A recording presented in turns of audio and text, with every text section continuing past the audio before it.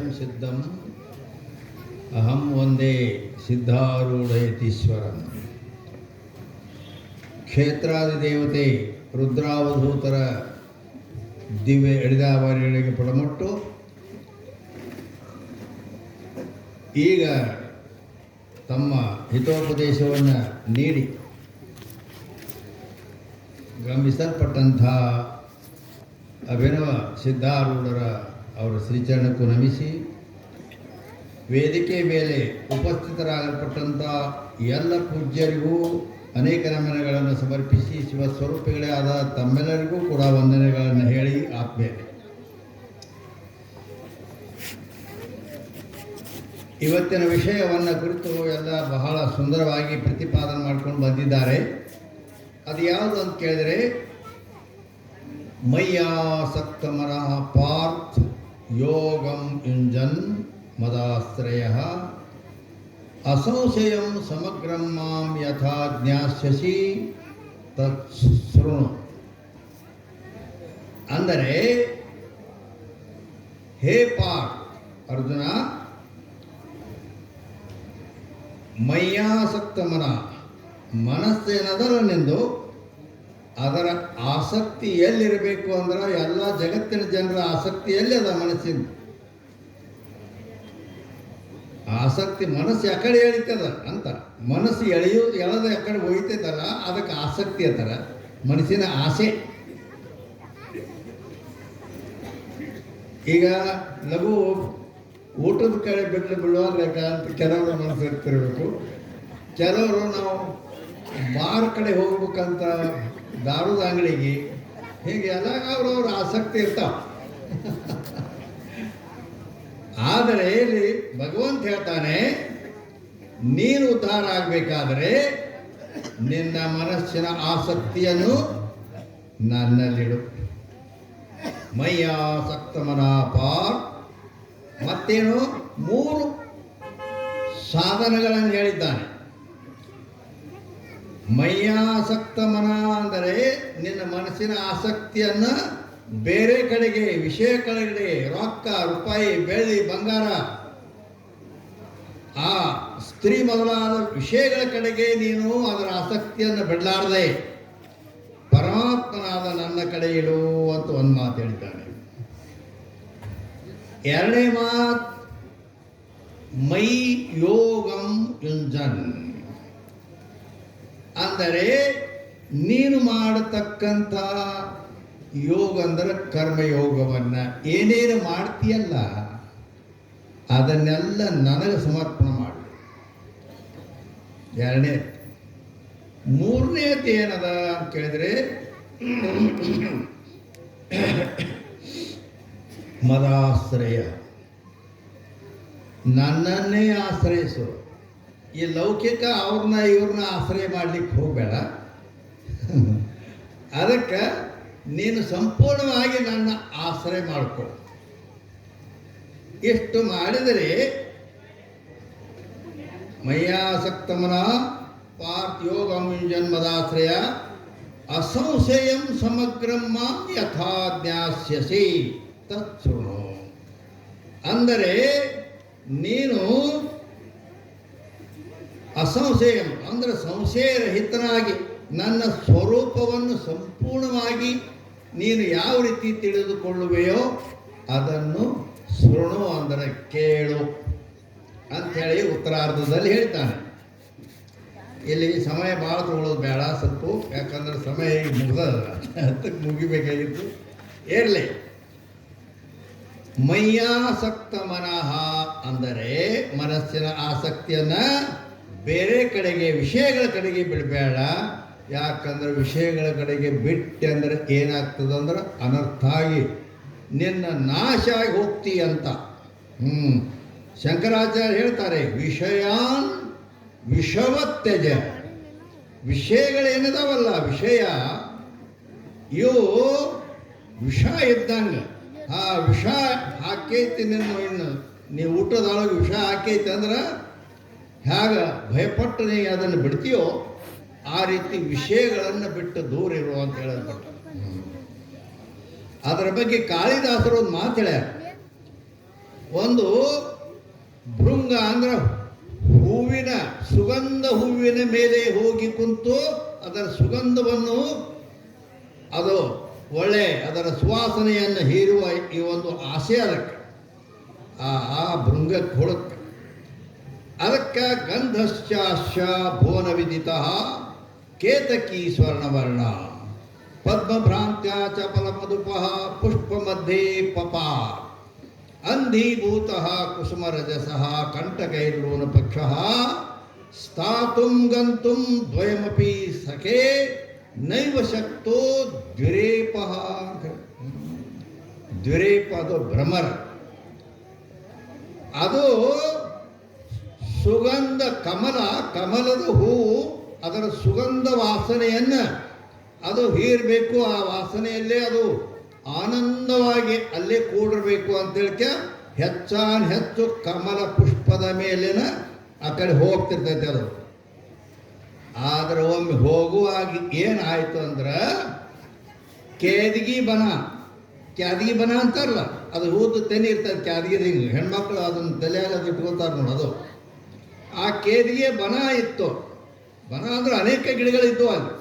ಅದು ಮ್ಯಾಲೆ ಹಾರಿ ಹೋಗುವಾಗ ಆ ಕೇದಿಗೆನೂ ವಾಸನೆ ಬರ್ತದೆ, ಸುವಾಸನೆ ಬರ್ತದೆ. ಆ ಸುವಾಸನೆ ಬಂದ ಕೂಡಲೇನ ಪದ್ಮಭ್ರಾಂತ್ಯ ಚಪಲ ಮಧುಪ ಪುಷ್ಪ ಮಧ್ಯೆ ಪಪ. ಏನಾಯ್ತಂದ್ರೆ ಓಹೋ ಇದು ಸುಗಂಧ ಬರ್ಲಿಕ್ಕೆ ಹತ್ತದ ವಾಸನೆ ಅಂಥೇಳಿ ಕಮಲ ಪುಷ್ಪ ಐತಿ ಅಂತೇಳ್ಕ ಅದಕ್ಕೂ ಹಿಂಗೆ ಎಲಿಗಳಿರ್ತಾವೆ, ಮ್ಯಾಲೆ ತೆನೆ ಇರ್ತೈತಿ ಕ್ಯಾದಗಿದು. ಅದರಲ್ಲಿ ಕಮಲದ ಪುಷ್ಪ ಅಂತ ಭ್ರಾಂತಿ ಉಳ್ಳದಾಗ ಆ ಹೂವಿನೊಳಗೆ ಕೂಡ್ಲಿಕ್ಕೆ ಹೋಗ್ತದೆ. ಕಮಲದ ಹೂವಿನಲ್ಲಿ ಅಲ್ಲೇನು ಮುಳ್ಳದೇನು ಇರಂಗಿಲ್ಲ. ಆದರೆ ಕ್ಯಾದಗಿ ತೆನೆಗೇನು ಅವು ಎಲೆ ಇರ್ತಾವಲ್ಲ ಅಲ್ಲಿ ಎಲ್ಲ ಹಿಂಗೆ ವಂಕ್ ಮುಳ್ಳುಗಳಿರ್ತಾವ ಅದಕ್ಕೆ. ಆದ್ದರಿಂದ ಅಲ್ಲಿ ಏನಾಯಿತು ಅಂತಂದ್ರೆ ಪದ್ಮಭ್ರಾಂತ್ಯ ಚಪಲ ಮಧುಪ ಪುಷ್ಪ ಮಧ್ಯೆ ಪಪ ಅಂತಂದ್ರೆ ಅಲ್ಲಿ ಹೋಗಿ ಅದರ ಕುಂಡ್ರಲಿಕ್ಕೆ ಹೋಯ್ತು. ಹೂವಿನೊಳಗೆ ಕಮಲದ ಹೂವಿನ ಕೂತಂಗ ಅಲ್ಲಿ ಆ ಹೂವಿನ ಕುಂಡ್ರಲಕ್ಕೆ ಹೋಯ್ತು. ಆದ್ರೆ ಆಯ್ತೇನು ಅಂತಂದ್ರೆ ಕಂಠಕೈರ್ಲೂನ ಪಕ್ಷ. ಅದಕ್ಕೆ ಕಂಠಕಂದ್ರೆ ಮುಳ್ಳು ಇರ್ತಾವಲ್ಲ ಆ ಕ್ಯಾದಗಿಗೆ, ಆ ಮುಳ್ಳುಗಳು ಈ ಪಂಕ ಹಾರ್ಕೋತ ಹೋದಾಗ ಆ ಮುಳ್ಳು ತಗಳಿ ಆ ಪಂಕಗಳು ಹರಿದವು. ಅದು ಕಡ್ಕೊಂಡು ಆ ಹೂವಿನೊಳಗೆ ಬಿದ್ದ ಕೂಡಲಿನ ಆ ತೆನೆ ಐತಿಲ್ಲ ಕ್ಯಾದಗಿ ತೆನೆ, ಅದು ಹೊಟ್ಟು ಸುಂಕು ಇರ್ತೈತೆ. ಅದು ಆ ಕುಸುಮ ರಜಸ ಅದು ಕಣ್ಣಾಗಿ ಬಿದ್ದುಬಿಡ್ತಾರೆ. ಮುಳ್ಳಿನಿಂದ ಪಂಕ್ ಹರಿದು ಆ ಕ್ಯಾದಿಗೆ ತೆನೆ ಇದೊಂದು ಸುಂಕು ಏನೈತಿಲ್ಲ ಕಣ್ಣಾಗಿ ಬಿದ್ದುಕೊಳ್ಳೆ ಕಣ್ಣು ಅದು. ಸ್ಥಾತುಂ ಗಂತುಂ ದ್ವಯಮಪಿ ಸಖೆ, ಅದು ಹೋಗ್ಲಕ್ಕೂ ಬರಬಾರ್ದು, ಸೋಮಾಲಿ ಕುಂದರ್ಬಲಕ್ಕೂ ಬರಬಾರ್ದು. ಕಣ್ಣು ಹೋಗಿಬಿಟ್ಟಾವು, ಪಂಕನು ಹರಿದುವ. ನೋಡು ವಿಷಯ ಏನು ಮಾಡ್ತೇವೆ, ಪರಿಸ್ಥಿತಿ ಬರೀ ಸುಗಂಧಕ್ಕೆ ಮರಳಾಯ್ತು. ಅಲ್ಲೇ ಒದ್ದಾಡಿ ಸತ್ತು ಹೋಗುತ್ತದೆ. ಹೀಗೆ ವಿಷಯಾಸಕ್ತನಾದ ಮನುಷ್ಯನೂ ಕೂಡ ಆ ವಿಷಯದಲ್ಲಿ ಅತಿ ಲೋಲುಪ್ತನಾಗಿ ಅತಿ ಆಸೆ ಉಳ್ಳವನಾದರೆ ಅವನ ಪರಿಸ್ಥಿತಿ ಹೀಗಾಗ್ತದೆ. ಅದಕ್ಕೆ ನೀನು ಆ ವಿಷಯಗಳನ್ನು ಬಿಟ್ಟು ಮಯ್ಯಾಸಕ್ತ ಮನಃ, ನನ್ನ ಕಡೆ ಮನಸ್ಸಿಡುವ. ತುಳಸಿದಾಸರು ಒಂದು ಮಾತು ಹೇಳ್ತಾರೆ, ತುಳಸಿ ಪ್ರೀತಿ ಸಂಸಾರಕ್ಕೆ ಕ್ಯೌನ ತ್ಯಜತ ನಿಶಂಕ್.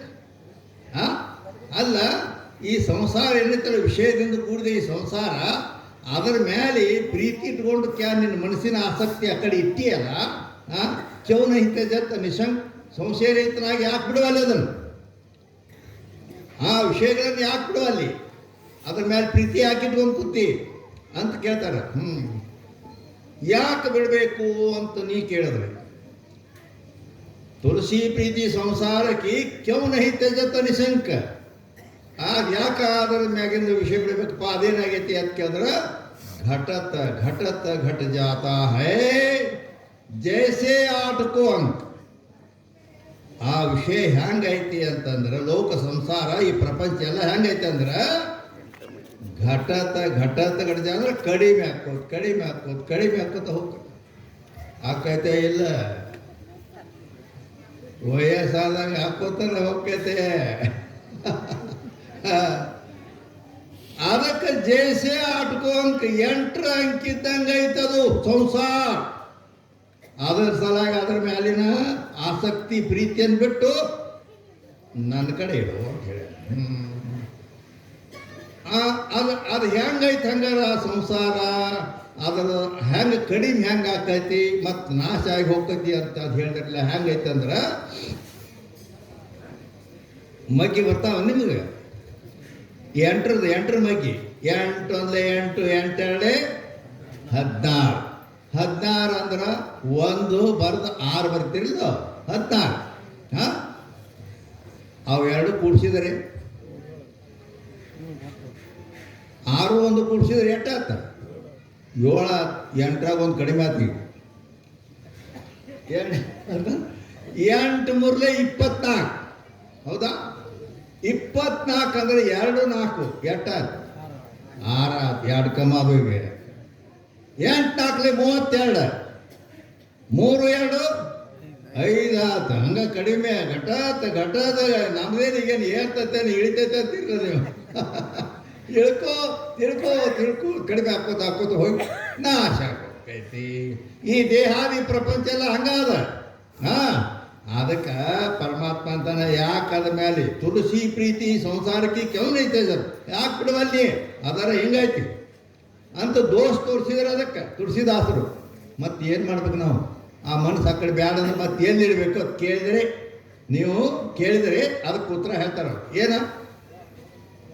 ತುಳಸಿ ಐಸೆ ರಾಮಕೋ ಕ್ಯೋ ನೈ ಭಜತನೆ ಸಂಗ್. ನಿನ್ನ ಮನಸ್ಸು ಆ ಕಡೆ ಬಿಡು. ಇಲ್ಲಿ ಅದೇ ಹೇಳ್ತಾರೆ ಪರಮಾತ್ಮ. ರಾಮಕೋ ಅಂದ್ರೆ ಆ ಪರಮಾತ್ಮನ ಕಡೆಗೆ ಮನಸ್ಸಿಡು. ಯಾಕ ಅದರಲ್ಲಿ ಏನು ಅಂತದೈತಿ ಮನಸ್ಸು ಈ ಕಡೆ ಇಡಬೇಕು ಮತ್ತು ಅದರಾಗ ಯಾಕೆ ಬ್ಯಾಡ ಅಂತೀರಿ ಅಂತ ಕೇಳಿದ್ರೆ, ತುಳಸಿ ಜೈಸೆ ರಾಮಕೋ ಕ್ಯೋ ನೈ ಭಜತ ನಿಸಂಕ ಆದಿ ಅಂತ ಮೇ ಏಕ ಜೋ ಜೈಸೆ ನವಕೋ ಅಂಕಂದ್ರೆ, ಅದು ಆದಿಯಲ್ಲಿ ಅಂದ್ರೆ ಮೊದಲು ಹೆಂಗಿತ್ತೋ ಕಡೆಯಲ್ಲಿ ಹೆಂಗಿರ್ತದನೋ ಒಂದೇ ಲೆವೆಲ್ ಇರ್ತೈತೆ. ಅದು ಕಡಿಮೆನೂ ಆಗಂಗಿಲ್ಲ, ಏನೂ ಆಗಂಗಿಲ್ಲ, ನಾಶನೂ ಆಗಂಗಿಲ್ಲ. ಅದು ಯಾವ 9 ಅಂಕ ಇದ್ದಂಗೆ ಐತಿ ಅಂತ ಹೇಳ್ಯಾರ. 9 ಅಂಕ ಹೆಂಗೈತಿ? ಮಗ್ಗಿ 9 ಮಗ್ಗಿ ಎಣಸು. 9 1 9 9 2 18. ಹೌದಿಲ್ಲ? 1 ಬಾರ್ದ 8 ಬರ್ತಿ 18. 8 1 ಕೂಡಿಸಿದ್ರೆ 8 ಆಯ್ತು 9. 8 3 24. 8ರದ ಯಾಕೆ ಕನ್ಸಲಾಗ್ತೇನೆ? 9ರದ 9 2 18 ಅಂದಾಗ 1 2 ಕೂಡಿ 9 ಆಯ್ತಿಲ್ಲ. 9 3 27. 2 7 9. 9 4 36. 6 3 9 5 45. 4 5 ಏನು ನೀವು ಎಣಿಸ್ಕೊತ ಹೋಗ್ರಿ. ಎಲ್ಲ 9 ಇರ್ತೈತೆ. ಅದು ಕಡಿಮೆನೂ ಆಗಂಗಿಲ್ಲ, ಏನೂ ಆಗಂಗಿಲ್ಲ. ಹಂಗ ಪರಮಾತ್ಮನಾದ ನಾನು ಇದ್ರ ಗತೆ, ಈ ದೇಹದ ಗತೆ, ಈ ಸಂಸಾರ ಗತೆ ಹಂಗಿಲ್ಲ. ಅದು ಹೇಗಿತ್ತೋ ಹಾಗೇ ಇರುತ್ತದೆ. ಆದ್ದರಿಂದ ನಿನ್ನ ಮನಸ್ಸಿನ ಆಸಕ್ತಿಯನ್ನು ಈ ದೇಹಾದಿ ಪ್ರಪಂಚದ ಮೇಲೆ ಇಡಲಾರ್ದ, ವಿಷಯಗಳ ಮೇಲೆ ಇಡ, ನನ್ನ ಮೇಲಿಡು ಅಂತ ಪರಮಾತ್ಮ ಹೇಳ್ಯಾರ. ಮಯ್ಯಾಸಕ್ತ ಮನ ಅಂತೇಳಿ. ಆಯ್ತು, ಏನು ಟೈಮ್ ಭಾಳ ಆಕತಿ, ಅದೊಂದು ಸಮಸ್ಯೆ ಆಯ್ತು. ಅದಕ್ಕೆ ಈಗ ಯೋಗಂ ಯುಂಜನ್ ಅಂತ 2ನೇ ಇದು ಹೇಳ್ಯಾರ. ಯೋಗಂ ಯುಂಜನ್ ಅಂದರೆ 2ನೇ ಸಾಧನ. ಕರ್ಮಯೋಗದ ಸಂಬಂಧವನ್ನು ನೀನು ಏನಾಯ್ತು ನನಗೆ ಸಮರ್ಪಣೆ ಮಾಡು. ಅರ್ಥಾತ್ ಅದನ್ನು ಮತ್ತೊಂದು ಗೀತೆಯಲ್ಲಿನ ಅದೇ ಮತ್ತೊಂದು ಕಡೆ ಹೇಳಿದ್ದಾನೆ. ಯತ್ ಕರೋಷಿ ಯದಶ್ನಾಸಿ ಯತ್ ಜುಹೋಷಿ ದದಾಸಿ ಯತ್ ತಪಸ್ಯಸಿ ಕೌಂತೆಯ ಕುರುಸ್ವ ಮದರ್ಪಣಂ ಅಂತ ಹೇಳಿದ್ದಾರೆ. ಅಂದ್ರೆ ಯತ್ ಕರೋಷಿ ಅಂದ್ರೆ ನೀ ಏನೇನು ಮಾಡ್ತಿ, ನೀ ಏನೇನು ಮಾಡ್ತಿಲ್ಲ, ನೀ ಮಾಡಿದ್ದೆಲ್ಲ ಯತ್ ಕರೋಷಿ, ಅದನ್ನೆಲ್ಲ ಮದರ್ಪಣಂ ನನಗೆ ಸಮರ್ಪಣ ಮಾಡಿ. ಎಲ್ಲ ಮಾಡಿದ್ದೆಲ್ಲ ಪರಮಾತ್ಮನಿಗೆ. ಯದಶ್ನಾಸಿ ಏನೇನು ತಿಂತಿ ಉಣ್ತಿ ಅದೆಲ್ಲ ಪರಮಾತ್ಮನಿಗೆ. ನೀ ಏನು ಮಾಡಿದ್ರು ಪರಮಾತ್ಮನಿಗೆ. ತಿಂದು ಉಂಡದ್ದು ಎಲ್ಲ ಪರಮಾತ್ಮನಿಗೆ. ಯಜ್ಜೋಸಿ ಅಂದ್ರೆ ಯಾವುದನ್ನ ಹೋಮ ಮಾಡ್ತಿ, ಹವನ ಮಾಡ್ತಿ, ಯಜ್ಞ ಮಾಡ್ತಿ, ಅದೆಲ್ಲ ಪರಮಾತ್ಮನಿಗೆ ಸಮರ್ಪಣೆ. ಯದ್ದಾಸಿ ಅಂದ್ರೆ ಏನು ದಾನ ಧರ್ಮ ಪರೋಪಕಾರ ಪುಣ್ಯ ಏನೇನು ಮಾಡ್ತಿಲ್ಲ ಎಲ್ಲ ನಿನ್ನ. ತೇರಾ ತುಜ್ಕೋ ದೇನೆ ಮೇ ಕ್ಯಾ ಲಗತಾ ಹೈ ಮೇರಾ. ಹೇ ಪರಮಾತ್ಮ, ಎಲ್ಲ ನಿಂದದ, ನಿಂದ ನಿನಗೆ ಕೊಟ್ರೆ ನಂದೇನು ಹೋಗ್ತದ ಅಂತ. ಆದ್ದರಿಂದ ನೀ ಮಾಡಿದ್ದೆಲ್ಲವೂ ಪರಮಾತ್ಮನಿಗೆ ಸಮರ್ಪಣಾ ಅಂತ. ಇದು ಯೋಗಂ ಯುಂಜನ್ ಅಂತ ಎರಡನೇ ಇದು. ಏನು ಮೂರನೇದೇನದ ಅಂದ್ರೆ ಮದಾಶ್ರಯ ಅನ್ನುವ ಮೂರನೇ ಸಾಧನ. ನನ್ನನ್ನೇ ಆಶ್ರಯಿಸೋ ಅಂದ್ರೆ ಇವ್ರನ್ನ ಲೌಕಿಕ ಯಾರನ್ನಾರ ಆಶ್ರಯ ಮಾಡಿದಿ ಅಂದ್ರೆ ಅವ್ರು ನಿನಗೆ ಮೋಸ ಮಾಡಿ ಇದು ಮಾಡ್ತಾರೆ ಅವರು. ಅದಕ್ಕೆ ಅಂದ್ರೆ ದುಃಖನ ಆಕೈತಿ ನಿನಗೆ. ಅದೇ ಪರಮಾತ್ಮನ ಆಶ್ರಯ ಮಾಡಿಕೊಂಡಿದ್ರೆ ಎಲ್ಲ ನೀನೇ ಅಪಾನ ಗತಿ. ನೀನೇ ಗತಿ. ಏನು ಮಾಡ್ತೀಮ ಅಂತ ಸರ್ವ ಹೆಂಗ ಆ ಮಗು, ಸಣ್ಣ ಮಗು ಹೆಂಗ ಸಂಪೂರ್ಣ ತನ್ನದು ಎಲ್ಲ ತಾಯಿ ಮೇಲೆ ಸಮರ್ಪಣೆ ಮಾಡಿಬಿಟ್ಟಿರ್ತೈತಿ, ಆಕೆಗೆ ಚಿಂತೆ ಆಗ್ತದೆ. ಅದಕ್ಕೆ ನನ್ನ ಮಗ ಇನ್ನು ಯಾಕೋ ಹಾಲು ಕುಡ್ದೇ ಇಲ್ಲ ಅಂತೇಳಿ ಆಕೆ ಓಡಾಡಿ ಹಾಲು ಕುಡಿಸೋದು, ಅದಕ್ಕೆಲ್ಲ ವ್ಯವಸ್ಥೆ ಆಕೆ ಮಾಡ್ತಾಳೆ. ಸಮರ್ಪಣ ಪುರಾಣಿ ಆಗಿಬಿಡು ಪರಮಾತ್ಮನಿಗೆ. ಎಲ್ಲ ನಿಂದ ಏನು ಮಾಡ್ತೀಮ. ಹಾನಿ ವೃದ್ಧಿಯು ನಿನ್ನದು, ಲಾಭ ಆಗಲಿ ನಿಂದ, ಹಾನಿ ಆಯ್ತು ನಿಂದ. ಮಾಲಿ ಬನೋ ಮಾಲಿಕ್ ಮತ್ ಬನೋ. ಈಗ ಈ ರೀತಿ ಎಲ್ಲ ಪರಮಾತ್ಮನನ್ನು ಸರ್ವ ಪ್ರಕಾರದಿಂದ ಆಶ್ರಯ ಮಾಡಿದರೆ ಅವನ ಚಿಂತೆ ನಾವು ಮಾಡಿದರೆ ನಮ್ಮ ಚಿಂತೆ ಅವನಿಗೆ ಹತ್ತದೆ. ಆದ್ದರಿಂದ ನಮ್ಮ ಸರ್ವಸ್ವವನ್ನು ಕಾಪಾಡ್ತಕ್ಕಂಥ ಹುಟ್ಸ್ಯಾನ ನಮ್ಮನ್ನು ಜೋಪಾನ ಮಾಡ್ತಾನೆ, ತಗೊಳ್ಳೋದು ಎಲ್ಲ ಒಂದೇ ಐತೆ. ಆದ್ದರಿಂದ ಈ ರೀತಿಯಾಗಿ ನೀನು ಹಾಗೆ ಮಾಡಿದರೆ ಇದರಾಗ ಪ್ರಸಿದ್ಧ ಅಂದ್ರೆ ಸಂತ ಮೀರಾಬಾಯಿ ಅಂತ ಹೋಗಿದ್ದಾದ್ರೆ, ಮೇರೆ ತೋ ಗಿರಿಧರ ಗೋಪಾಲ್ ದೂಸರೋ ನ ಕೋಯಿ. ಆ ಕೃಷ್ಣ ಪರಮಾತ್ಮನನ್ನು ಬಿಟ್ಟು ಯಾರೂ ಅಲ್ಲ, ಅವನೇ ನನಗೆ ಆಶ್ರಯ ಅಂತೇಳಿ ಮೀರಾಬಾಯಿ ಯಾಕೆಂದ್ರೆ ರಾಣ ಅಂತಕ್ಕಂಥ ಇದು ಆ ಕಡೆ ರಾಜಸ್ಥಾನದಾಗ ಲಗ್ನ ಆಗಿತ್ತು. ತಂದೆ ತಾಯಿ ಲಗ್ನ ಮಾಡಿಕೊಟ್ರು. ಆದ್ರೆ ಸಣ್ಣಾಗಿರ್ತಾಗ ದೇವ್ರ ಮೇಲೆ ಪ್ರೀತಿ. ಹೆಂಗೆ ಅಕ್ಕ ಮಹಾದೇವಿ ಹೆಂಗೆ ಮಲ್ಲಿಕಾರ್ಜುನ ಅಂತ ನಂಬಿದ್ದಳೋ ಆಗ ಅಲ್ಲಿ ಆಕಿ ಮೀರಾಬಾಯಿ ಕೃಷ್ಣ ಪರಮಾತ್ಮನೇ ಸರ್ವಸ್ವ, ನಾನು ಅವನೇ ನಂಬಿ ಅವನೇ ನನಗೆ ಅಂತೇಳಿ ನಂಬಿ ಬಿಟ್ಟಿದ್ದಳಕ್ಕಿ. ಅಂದಾಗ ಅಲ್ಲಿಂದ ಇಲ್ಲಿ ರಾಣ ಅಂತಕ್ಕಂಥ ಒಬ್ಬ ರಾಜನಿಗೆ, ರಾಜಸ್ಥಾನದ ರಾಜನಿಗೆ ಲಗ್ನ ಮಾಡಿಕೊಟ್ಬಿಟ್ರು ತಾಯಿ ತಂದೆ.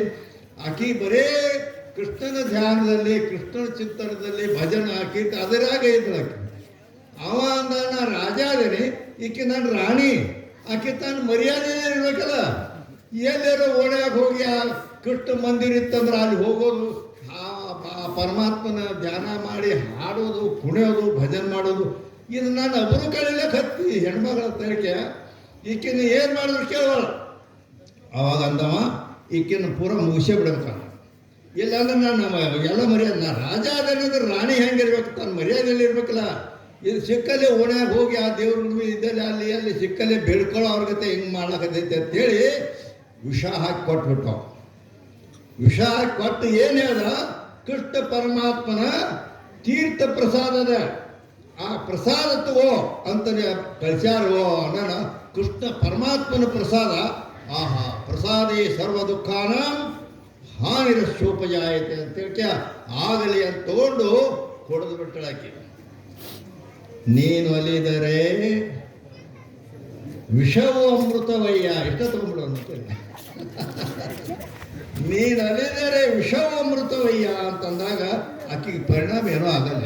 ಯಾಕೆ ಅವನ್ನ ಆಶ್ರಯ ಮಾಡ್ಕೊಂಡ್ಬಿಟ್ಟಾಳೆ. ಏನು ಮಾಡ್ತೀನಿ ನಿನ್ನ ನಾ ಅಂದಾಗ ಏನೂ ಆಗಲಿಲ್ಲ ಆಕೆಗೆ. ಆಮೇಲೆ ಅವಂದ ಏನು ಮಾಡ್ಬೇಕಿನ್ನ ಈಕಿನ್ನ ಅಂತ ಹೇಳ್ಕ ಮತ್ತೊಂದು ಕೆಲವು ದಿವಸದ ಮೇಲೆ ಅವಾಗ ಒಂದು ಕರಿನಾಗರ ಹಾವು ಅದನ್ನು ಒಂದು ಬಾಕ್ಸ್ದೊಳಗೆ ಹಾಕಿ ಅದನ್ನು ಪ್ಯಾಕ್ ಮಾಡ್ಕ್ಯ ಅವ ಓದು. ಅಲ್ಲಿ ಒಂದು ಕೃಷ್ಣನ ಮೂರ್ತಿ ಕೊಟ್ಟು ಕಳಿಸ್ಯಾರ ನಿನಗೆ, ತಗೋ ಪೂಜಾ ಮಾಡ್ಲಕ್ಕ ಅಂತೇಳಿ ಅಂದ. ಅದ್ರ ಕರಿನಾಗ್ರಹ ಐತಿ, ಆ ಮೂರ್ತಿ ಐತಿ ಅಂತ ಕೈ ಹಾಕ್ತಾಳು, ಕಡಿತೈತಿ, ಸಾಯ್ತಾಳ ಅಂತೇಳಿ ಅವ ಮಾಡಿದ.